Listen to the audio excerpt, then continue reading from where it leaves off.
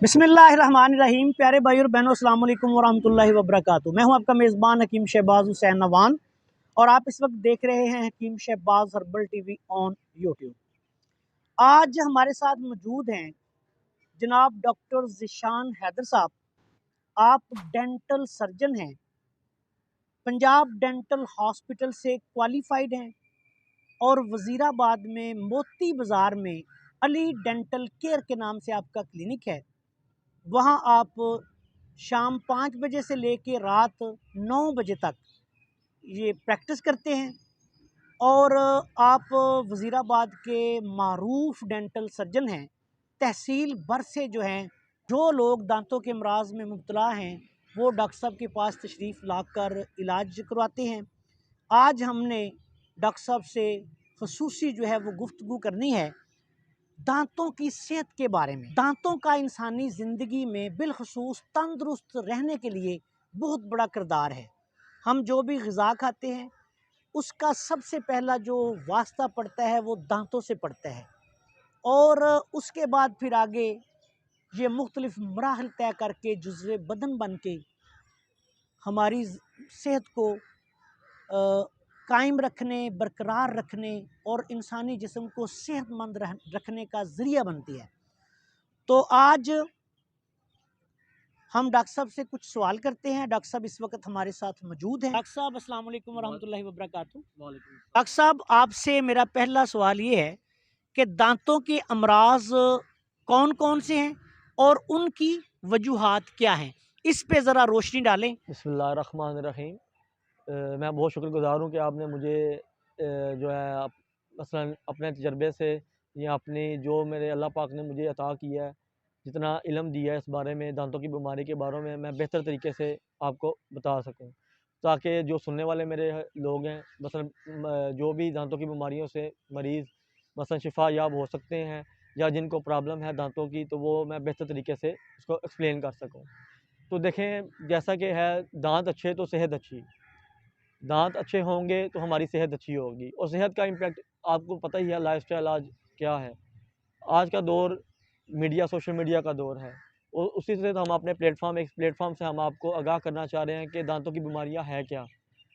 तो दांतों की बीमारियों में देखें जी कि डेंटल, जैसे कहते हैं डेंटल डिजीज़, उसमें हम शुरू करें तो सबसे ज़्यादा जो अक्सर हमारे औकात मीडिया पे भी बताते हैं, वैसे लोगों को पता है कि कैविटी, डेंटल कैविटी या डेंटल केरीज इसे कहते हैं, खोड़, और पंजाबी में इसको कहते हैं खोड़ होगी जी। ठीक, तो ये इसकी वजूहात क्या हैं।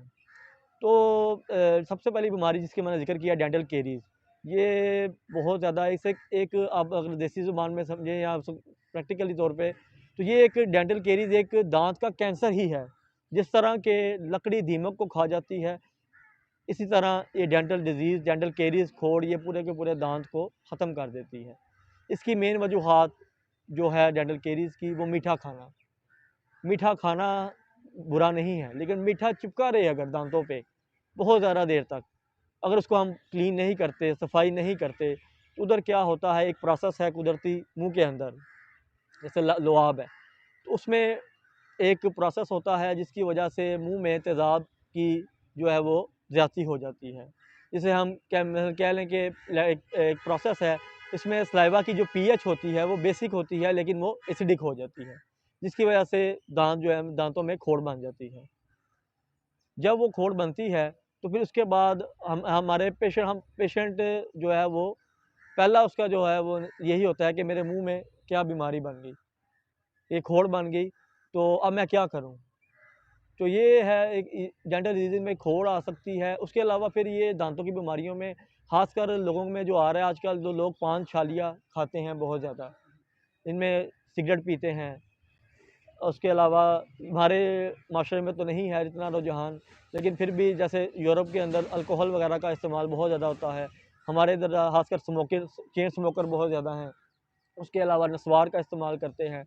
और इसके अलावा कुछ हमारी डाइट्स हैं, जैसा कि आप कह रहे हैं कि कलरफुल डाइट्स हैं, जैसे कि हम ये हो गई, बॉटल्स हो गई, कार्बोनेटेड ड्रिंक्स हो गई, ये इनके इस्तेमाल की वजह से हमारे दांतों पे पिलाहट या दांतों का पीलापन या दांतों का काला हो जाना, तो इनमें स्टेन बन जाते हैं, जिसे टूथ स्टेनिंग कहते हैं। ये एक सेकंड आ गई बीमारी, दूसरी बीमारी आ गई।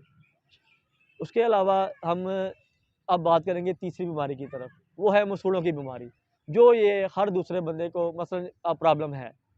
उसमें मसूड़ों की बीमारी की मेन वजूहात हैं कि उनमें आप कह रहे हैं कि पायरिया जैसे आता है, और इसके अलावा आता है जिसमें जिसमें पायरिया में जिसमें मसूड़ों में पीप पड़ जाती है और मुँह से बदबू सी आती है।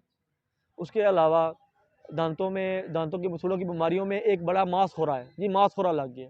मांसखोरा क्या, जिसे हम इंग्लिश की ज़ुबान में या बुकिश लैंग्वेज में गम रिसेशन कहते हैं, ये है एक बीमारी। अब मसूड़ों की बीमारियों की क्या वजूहात हैं, उसमें आपको बताते हैं कि मसूड़ों की बीमारी की वजूहात, उसमें हम प्रॉपर ब्रशिंग ना करना, अपनी सेहत की हिफाजत, अपने मुँह की सेहत की हिफाजत ना करना, और जिसे ओरल हेल्थ कहते हैं, या ओरल हाइजीन को मेंटेन ना करना। उसमें हम ये है कि अगर हम रात को ब्रश करके नहीं सोते, तो उसमें ये होता है कि सबसे पहले जो दांतों में जो फूड डेब्रिस हमने खाना खाया हुआ है, वो चिपका होता है। उसको अगर हम सफाई नहीं करते प्रॉपर, तो वो दांतों के ऊपर चिपक जाता है, जिसकी वजह से क्या होता है, पहले बनता है प्लाग, जिसे कहते हैं मसलन हम अपनी ज़ुबान में बुकिश लैंग्वेज में प्लाग कहते हैं, या पीलापन या खुराक का जमा हो जाना है। अगर हम उसको रात को ब्रश करके नहीं सोते, तो वो उधर जो है ना प्लाग जम जाता है। तो मसूड़ों की बीमारियों में सर-ए-फ़हरिस्त पायरिया है, गम रिसेशन है, उसके अलावा जैसे जिंजिवाइटिस, और जो होता है उसको अगर हम अपनी ज़ुबान में इस्तेमाल करें तो मांसखोरा लग गया, मसूड़ों से पीप आना, मुँह से बदबू आना, तो ये वजूहात हैं। उसके अलावा मसूड़ों में दांतों में खला बन जाना मसूड़ों की बीमारियों की वजह से। तो ये हम जो है ना ये मसूड़ों की बीमारियों के बारे में आपको बता रहे हैं।